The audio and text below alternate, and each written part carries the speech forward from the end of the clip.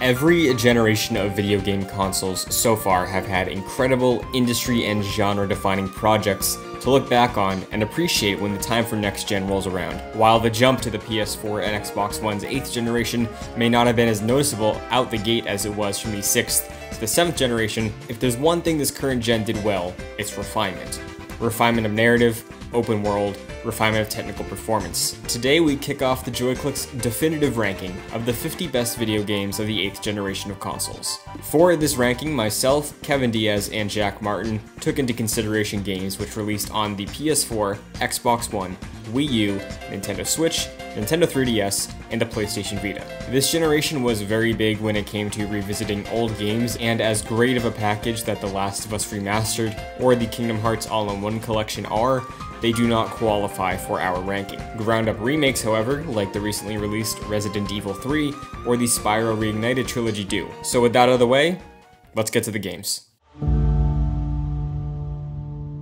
Days Gone by Sony Bend is the perfect embodiment of a game that is a clear 8 out of 10 that got a bad rap when it comes to the critical reception. Due to review sites and outlets getting a version of Days Gone without its pertinent Day 1 patch, and in all honesty doesn't exist at this point, it left a lot of reviewers sour on the game, understandably so. While the game even today with its post-launch patches and ironing out of bugs is still flawed in some ways, Days Gone has some really cool elements to it that I feel haven't been talked about enough. It has an interesting story that goes in avenues completely unexpected to its interesting focus on characters revolving around biker gangs surviving an apocalypse. Days Gone is something to consider if you're in the market for a long, and I mean long, open world PlayStation exclusive. It's no Horizon Zero Dawn, but it has a lot of heart, and you may find riding your bike down this broken road worth a shot. Astrobot Rescue Mission is a retooling of assets and concepts found in the PS4 launch app, The Playroom, standing as an incredible showcase of the new hardware addition to the PlayStation family with this generation's PlayStation VR. Astrobot is a fun, creative, and innovative platformer that pushes back against conventions and makes it incredibly immersive by positioning players as the camera following our hero. It's a world Sony would be foolish to not mine deeper, and thanks to the PS5 event, we know Astro's not going anywhere anytime soon. Final Fantasy XV faced an uphill battle since it was initially revealed as Final Fantasy Versus 13 in the days of the PS3. Being tied to a divisive entry in the series, experiencing countless delays, a rebranding to be the 15th installment in the mainline series, and then even more delays, there were plenty of reasons to be wary hopping in. With that in mind, Square Enix delivered a journey of brotherhood spanning a lifetime of our core cast of characters. The bonds developed between Prompto, Ignis, Gladio, and Noctis carry the game, and it helps that combat is very satisfying, even if the world is a little bit light. If nothing else, 15 provides an interesting experiment and a camaraderie that will not be forgotten when the time comes for Final Fantasy XVI. Despite being the shortest game in the series, Uncharted: The Lost Legacy excels at crafting a heartfelt story. The Lost Legacy shines a much-needed spotlight on Chloe Frazier, who was relegated as a love interest and side character in the previous games. Uncharted 4's Nadine Ross also plays a major role, joining Chloe as they search for the Tusk of Ganesh. As their adventure progresses, so too does their friendship. By the end, it's clear that Uncharted doesn't just have to focus on Nathan Drake. Chloe and Nadine's arc is compelling, and more tales from their perspective would be entirely welcome. Beside the endearing story, The Lost Legacy features a semi-open world environment to explore as you please, which is a nice change of pace from the series' traditional linear style. Sunset Overdrive expertly mixes the fluid mobility of the Tony Hawk series with the over-the-top weaponry of Ratchet & Clank. The result is one of Xbox One's most fun exclusives. There's only one rule: keep moving. Enemies will quickly swarm you if you stick to the ground. Thankfully, Sunset City is full of high wires to grind on and umbrellas to jump on to keep you in the air. Its encouragement of mobility makes traversing the colorful city a delight. Sunset's arsenal of insane weapons, like a gun that fires vinyl records, adds a level of uniqueness that Insomniac Games excels at achieving. In a world where many games are dark and gritty, Sunset Overdrive is a refreshing deviation that stresses fun above all else. It was never really a tall task to have a sequel be better than 2014's Watch Dogs, but Watch Dogs 2 did better than better and exceeded all of my expectations. The hacking in the game is refined and expanded from the original, along with its protagonist Marcus Holloway going beyond the stereotypical black guy in games by having depth and wielding a unique personality. However, above all else, Watch Dogs 2 captures this era in pop culture and technology so perfectly. Taking place in San Francisco, it allowed Ubisoft to do Silicon Valley better than I had ever seen in games, and having a moment in the game that had Marcus and the supporting cast of DedSec hyped over a new movie trailer that just dropped was refreshingly relatable. Its story isn't revolutionary, as being a classic tale of one group trying to take down the big corporation, but man does it have a fun vibe that's worth checking out. What's in this cave down here?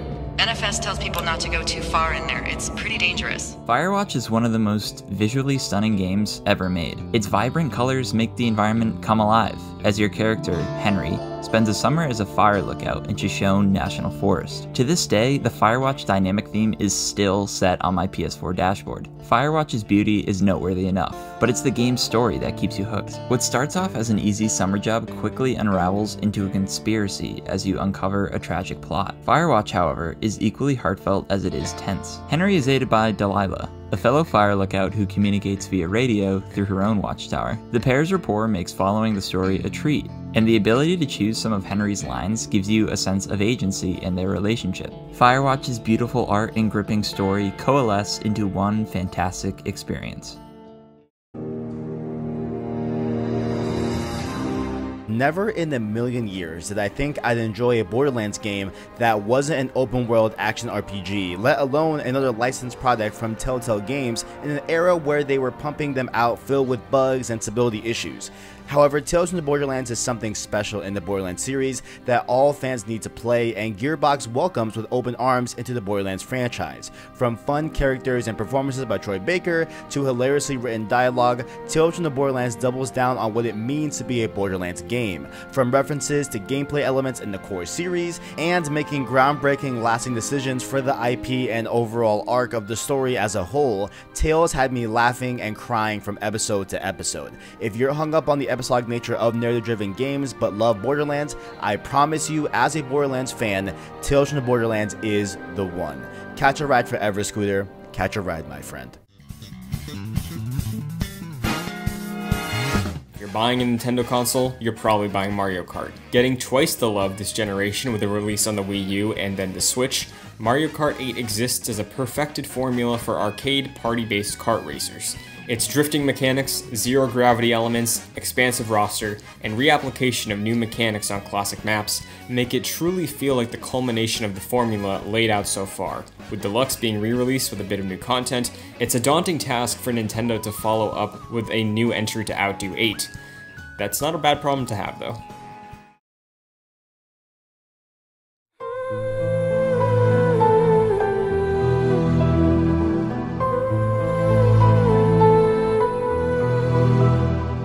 Vibrant colors and unique art styles are a very easy way to impress me in terms of games, so picking up Ori and the Blind Forest on Switch was a no-brainer. The Moon Studios platformer was the first Xbox game I'd ever beaten, and it certainly set a bar pretty high in my book. The game has a pretty unique save system, along with having levels that aren't really impossible and feel like a very healthy challenge, besides those chase scenes. Ori and the Blind Forest was nothing short of a great experience. Its moving soundtrack and commentary on destroyed nature makes it by far one of my favorite platformers of all time and makes me hopeful of Microsoft games in the future. While its sequel, Ori and the Will of the Wisps, has yet to make it to Switch, if it's anything close to Ori and the Blind Forest, I'm all in.